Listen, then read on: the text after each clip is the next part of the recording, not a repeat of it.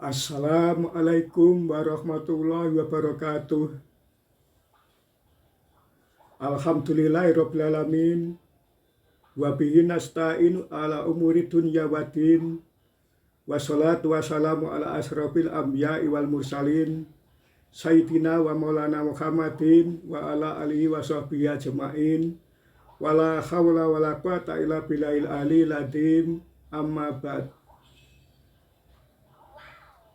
Para jamaah yang dirahmati Allah, pertama-tama marilah kita panjatkan puja dan puji syukur kehadirat Allah Subhanahu wa Ta'ala yang telah melimpahkan rahmatnya kepada kita sehingga kita dapat melaksanakan kewajiban kita, yakni sholat subuh secara berjamaah. Kedua kalinya sholawat serta salam yang telah kita haturkan kepada junjungan kita Nabi besar Muhammad SAW, yang mana beliau telah menunjukkan jalan yang benar mulai dari alam kegelapan sampai menuju alam yang terang benderang ini, yakni beragama Islam. Para jamaah sholat subuh yang dimuliakan oleh Allah, sudah 2 kali hari Sabtu tidak mengadakan kuliah subuh karena masih sibuk dengan perayaan proklamasi kemerdekaan. Ini sangat penting. Kita sebagai bangsa Indonesia setiap tanggal 17 Agustus itu pasti merayakan hari proklamasi kemerdekaan. Jamaah yang dirahmati Allah, di negara kita ini dulu pernah dijajah oleh Belanda dan pernah dijajah oleh Jepang, sehingga para pahlawan berjuang untuk melawan penjajah, dan para pahlawan senjatanya hanya tombak, bambu runcing, itu saja. Kalau penjajah itu senjatanya luar biasa.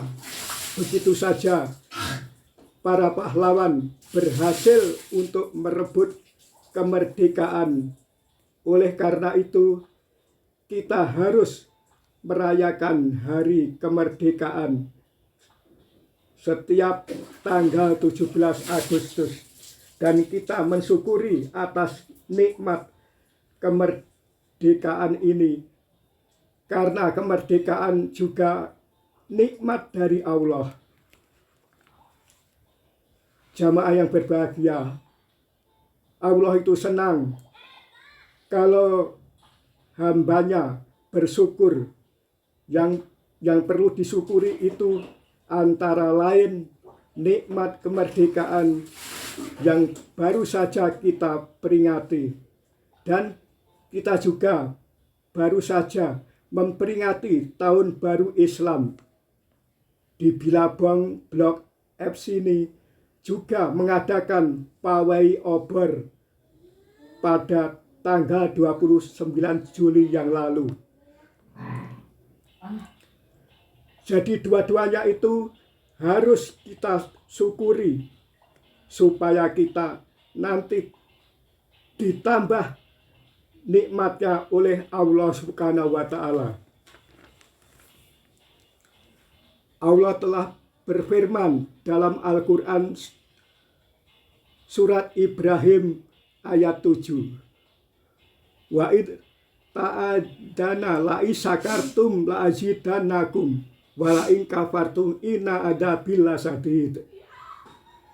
Dan ingatlah juga tatkala Tuhanmu memaklumkan sesungguhnya jika kamu bersyukur pasti kami akan menambah nikmatnya.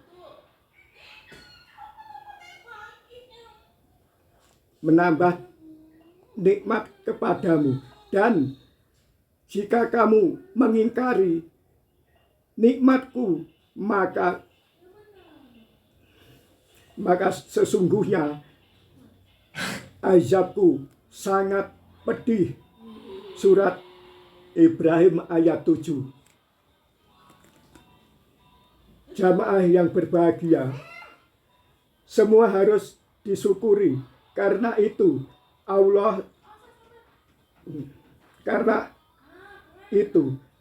adalah nikmat dari Allah Subhanahu wa Ta'ala.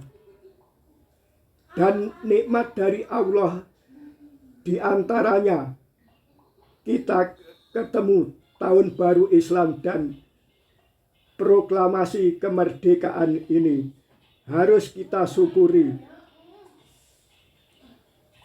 Jadi jangan sampai ingkar menyombongkan diri.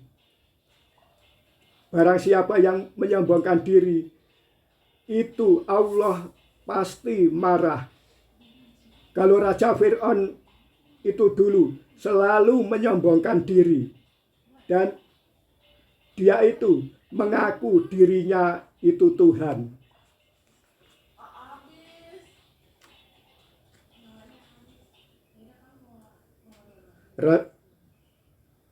Dan dia itu telah menjajah orang Bani Israel. Tapi Raja Fir'aun itu juga musuhnya Nabi Musa. Nabi Musa itu waktu masih bayi dimasukkan kotak oleh ibunya, lalu dihanyutkan ke sungai. Kemudian istrinya Raja Fir'aun menemukan kotak itu, lalu dibuka, di dalamnya ada seorang bayi tampan. Tapi istri Raja Fir'aun itu orang yang selalu takut kepada Allah. Jadi bayi itu tetap diselamatkan dari ancaman Fir'aun.